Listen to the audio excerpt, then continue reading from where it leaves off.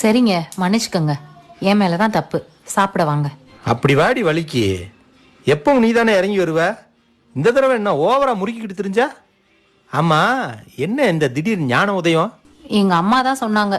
உங்க அம்மா சொன்னாங்களா? பொதுவா மாமியார் எல்லாம் குழப்பி தானே விடுவாங்க. ஆமா, உங்க அம்மா என்ன சொன்னாங்க? அம்மா, பொறுமைக்கு ஒரு எல்லை உண்டு. எப்ப பார்த்தாலும் நானே தான் சண்டை போட்டா விட்டு கொடுக்கணுமா? ஏன் அவர் விட்டு கொடுத்தா என்ன? ஒரு தடவை கூட அவர் விட்டு கொடுக்கவே மாட்டேங்கிறாரு. இந்த தடவை என்ன ஆனாலும் பரவாயில்ல, நான் விட்டு கொடுக்கற மாதிரி இல்ல.